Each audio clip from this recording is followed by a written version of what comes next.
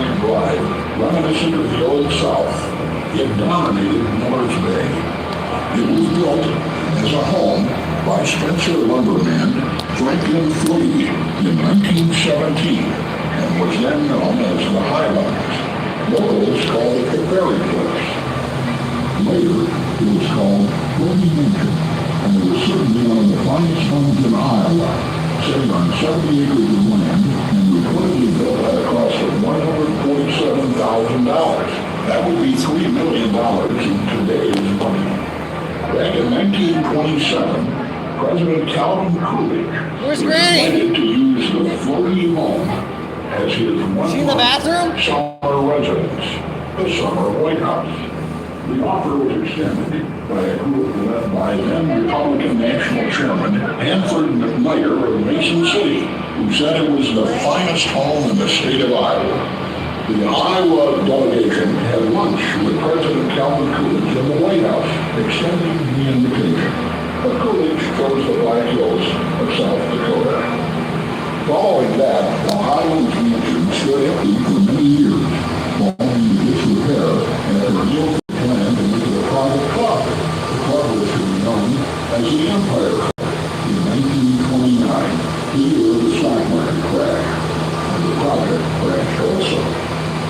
In 1945, the descendants of the Floating family sold the Highlands to a group of businessmen who spent large sums of money in restoration, calling it the Okaboji Club, again a private club for members only. It opened on Memorial Day 1946. Like the Empire Club of 15 years earlier, it was not successful. In the summer of 1951, the 1917-built Highlands home, Ferry Palace, Floating Mansion, Empire Club, and Okaboji Club burned to the ground.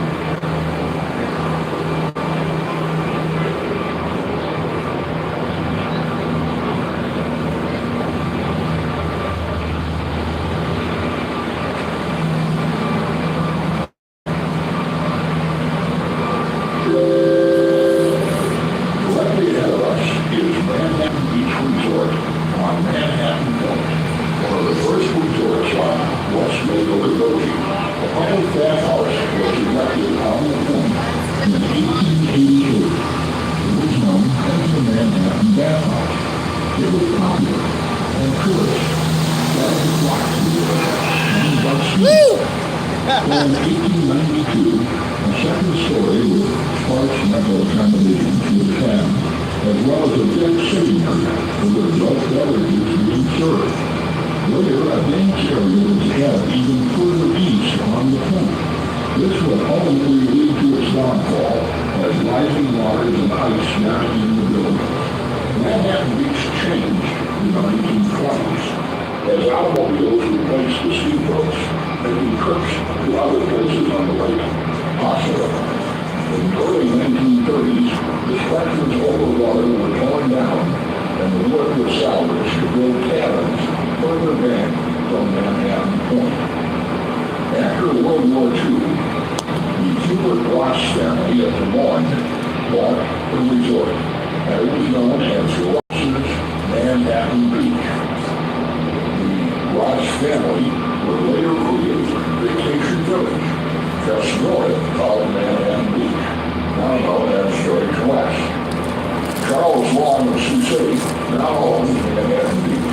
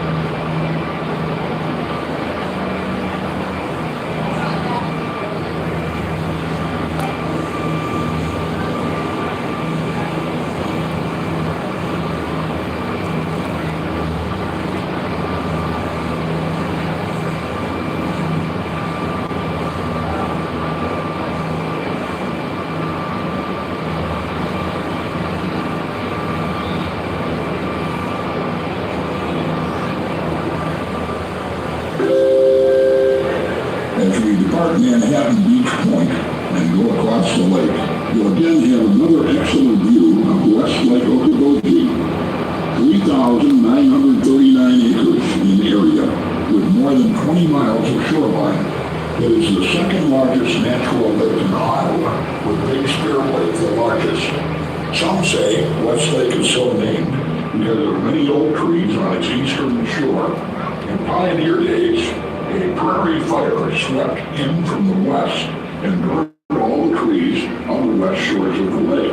The original oak trees, however, are still on the east side of West Okaboji, providing nice shade on a sunny afternoon.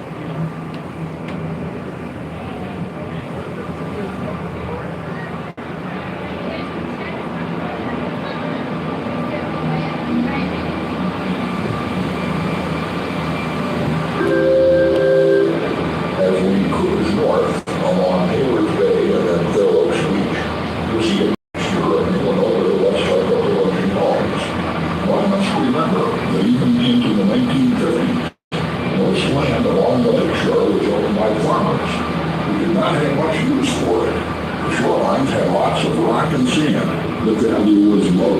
Then the automobile gave visitors access. As new roads were built, real estate developers saw potential. As times changed, farmers were eager to sell non-tillable land. The boom began. And you can see the result with cottages and homes everywhere. One would think the sales of lake lots and property would have exploded the Dickinson County population, but it did not. From 1920 till now, The permanent population of Dickinson County has risen by only 7,000 residents to 17,000. The influx of people buying lots and building homes or cottages were by owners who did not seek residence in the county. They just wanted a summer home.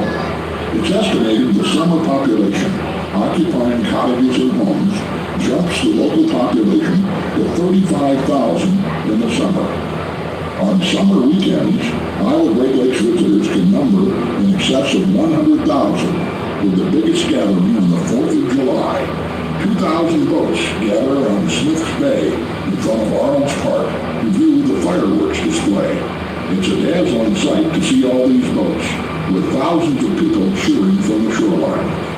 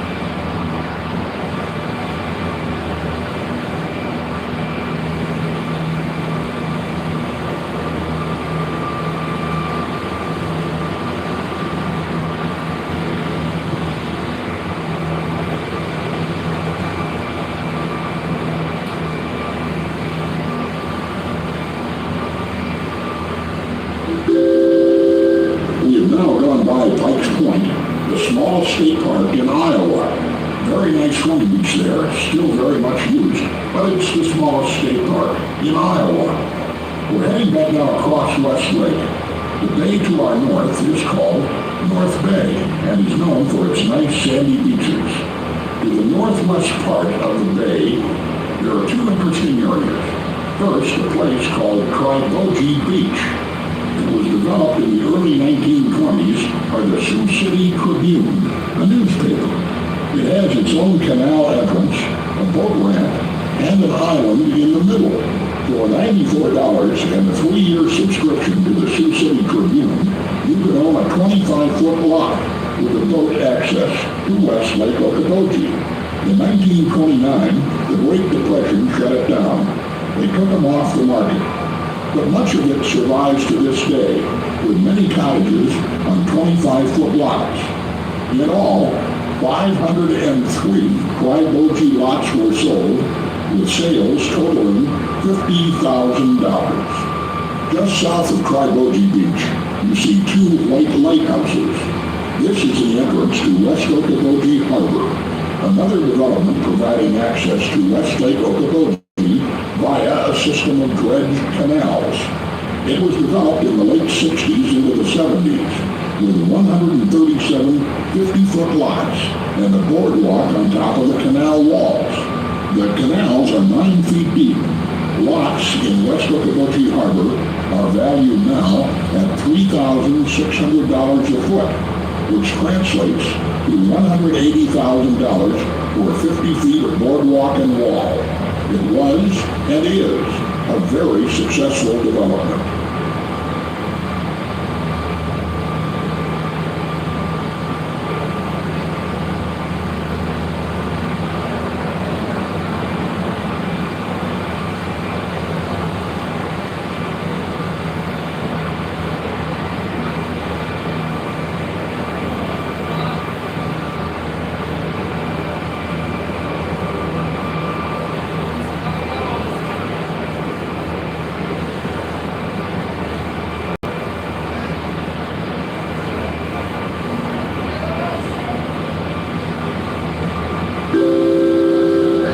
Now passing on our west, an area known as Van Steenberg Estates, named for the farm family that owned the lakeshore. They divided the property into lots and placed them up for sale as other farmers had done. This area is known as Peace Harbor. Started in 2003 and taking nearly 3 years to build, with 17,300 square feet. The home has 8 bedrooms with 8 full baths. A genuine functioning Irish pub is located in the lower level, purchased in Ireland, and shipped to the site here in northwest Iowa. The second floor living room features a huge entertainment area with big open windows looking at West Lake. It has a large stage, full kitchens, free food for events, and many events have been held there, raising thousands of dollars for local projects such as the Dickinson County Trail System. That has been featured in television and newspaper stories and articles. Now, as we continue on down the lake, we're in an area known as Eggroll Harv, named for the sons of developer Gordon Badgerow. His sons were Egbert, Ralph, and Harvey, thus the name Eggroll Harv. There's wonderful spring water along the area, and the Badgerows bottled mineral water for a number of years, selling it. People still find glass bottles on the bottom of this lake from the old bottling plant.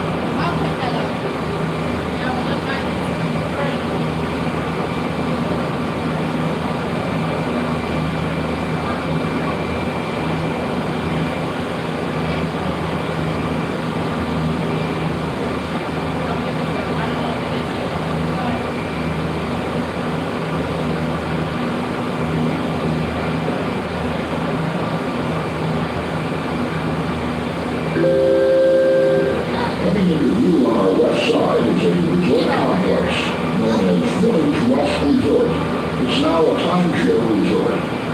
Gilbert Ross, a wholesale grocer from Des Moines, owned Ross's Manhattan Beach Resort. He then bought the farm north of Manhattan Beach to develop a much bigger resort that was to be run by his sons, Robert and Keith Ross. The resort was called Vacation Village, started in 1946. The resort remained in the Ross family until 1985, when it was sold to Chuck Long of Sioux City, who had a year earlier purchased Manhattan Beach.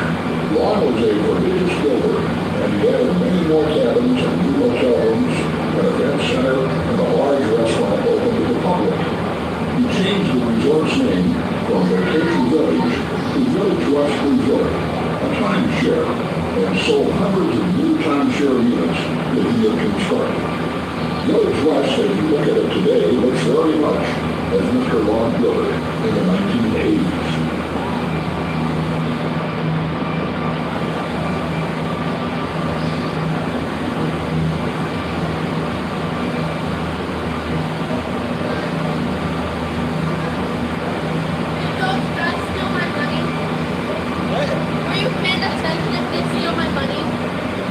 Get up. Go count it to be sure. Huh? Go count it.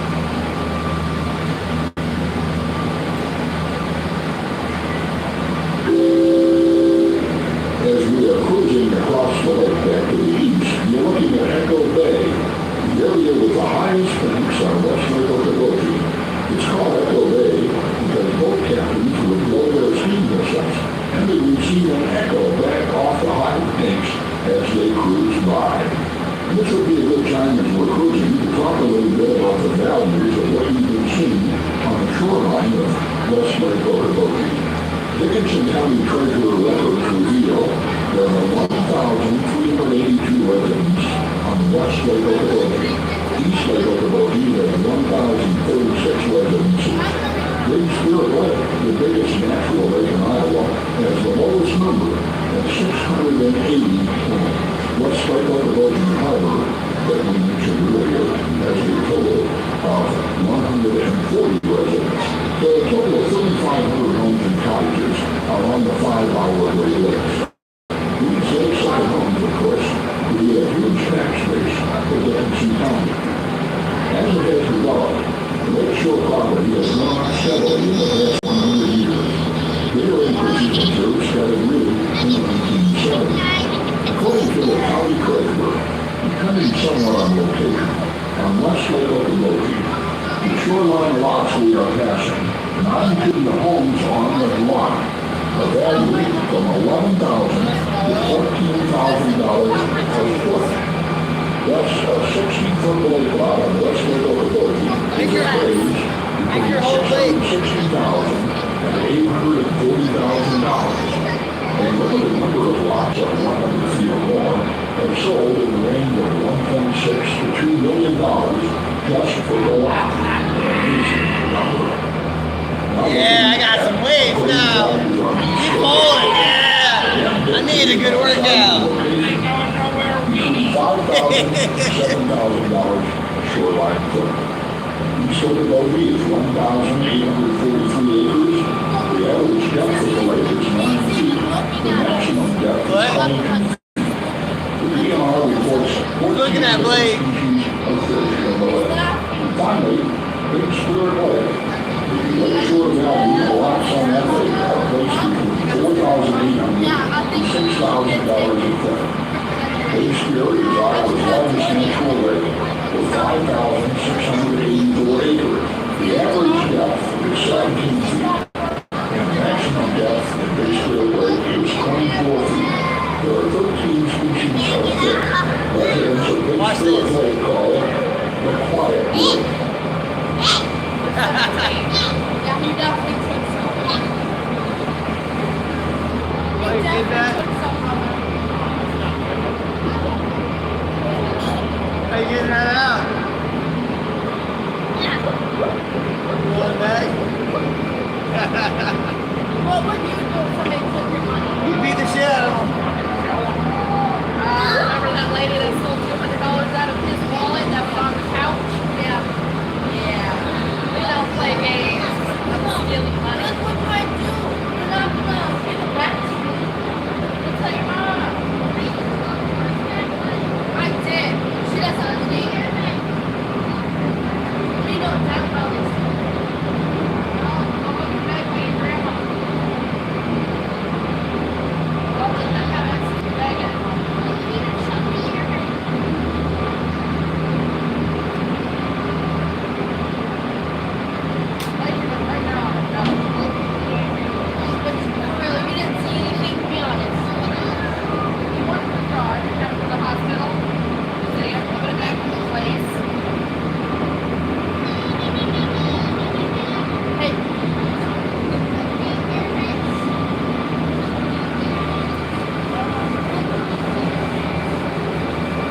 And that was my mom's money too.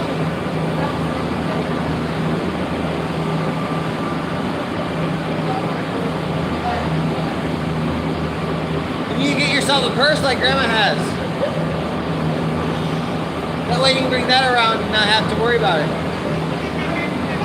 As we will see easterly along the lake, I'm gonna tell up there. on the left side of the road, Whoever's talking, the owner that owns this, I'm gonna tell him.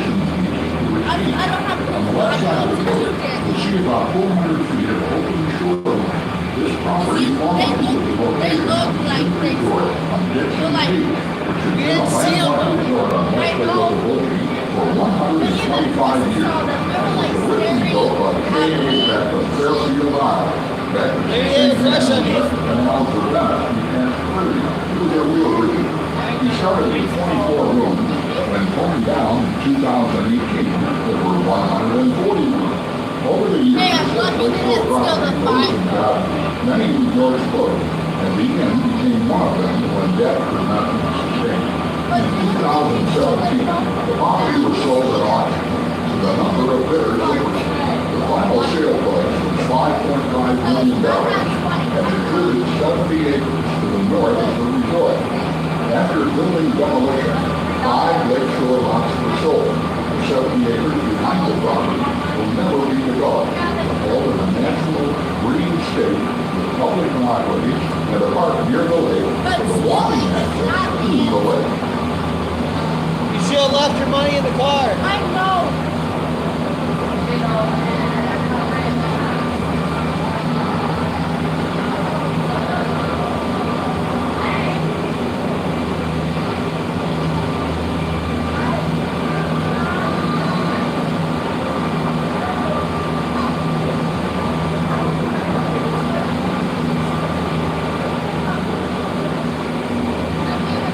Don't touch it. Because it's recording the trip. I wish they had cameras.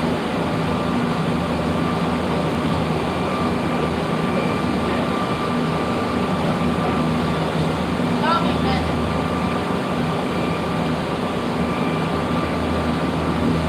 Then they could watch you vaping. Then you get in trouble for vaping. I don't get in trouble. No. I mean, you're not supposed to smoke on here. I know. So they'd see you on the cameras. But they should not put it.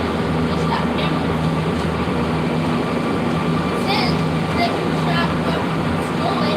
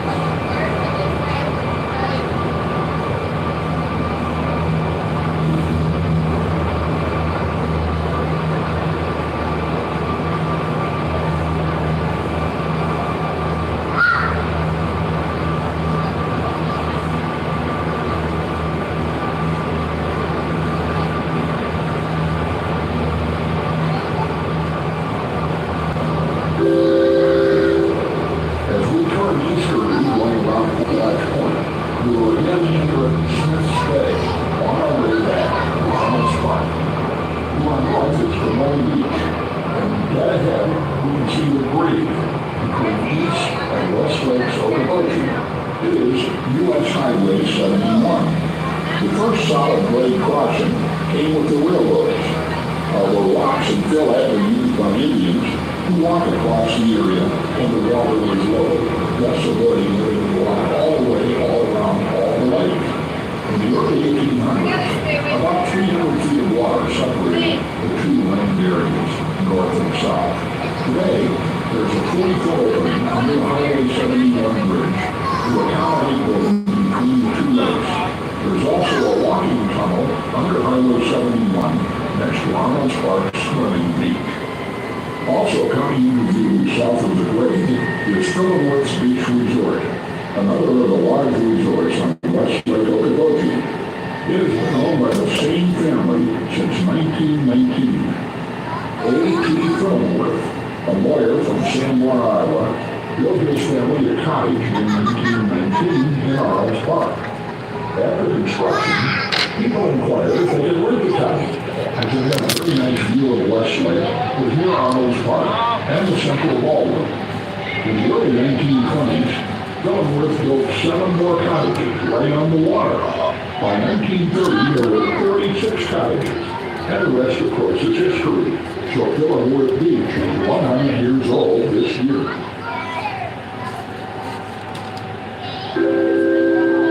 In a few minutes, the captain will be bringing Queen 2 into the slip of Arnold's Park. For your safety, we ask everyone to see that to adopt the boat. The water's depth, high wind, and other boats can cause the Queen to bump to a rock at the pier. We don't want anyone to lose their balance. So please, at this time, proceed and be seated. As mentioned earlier, the Queen 2 arrived at the amusement park in the summer of 1986. It was purchased via donations to the Iowa Great Lakes Maritime Museum, a non-profit Iowa corporation. The proceeds from the operation of Queen 2 were used to support the first museum, as imagined and conceived by Stephen Kennedy, a native of Spirit Lake and the Iowa Great Lakes. The statue of Captain Steve is on the state pier just to the left as you step off the Queen 2. Captain Kennedy died in 2002, but his legacy will live on forever here at the Iowa Great Lakes. Steve Kennedy's original maritime museum was located for 14 years, where Maxwell's Restaurant and the Nutty Bar stand are now operating. In 1999, Chuck Long of Sioux City, one of the original 12 investors in the park back in 1988, owned the park individually. After struggling to keep it profitable, Long sold the park and the green space to a developer from Sioux Falls who intended to convert it to residences and condominiums. When the locals heard of the sale and plan, they went to the developer seeking to buy back the park, placing it in a nonprofit corporation. Happily, the developer agreed to sell the park back to the nonprofit for preservation. Thus, in 1999 and the year 2000, Save the Park, in a massive effort, raised a record $7 million. $5.5 million of the money went to the developer, and $1.5 million to freshen up and operate the park. The nonprofit entity to raise the money to do this was the Iowa Lakes Maritime Museum that was certified way back in 1984. As part of the park restoration, a new museum building was opened also in the spring of 2000. We hope you'll visit the museum before you leave. It's free to the public in the big yellow building by the main parking lot. All right, we're right back at the Queen 2 back. Before you leave, make sure everything that you want to work. Also, in the top that, please use the hands that going on lower there. Public good tours, people website for the world news happening. And thank you for riding Queen 2.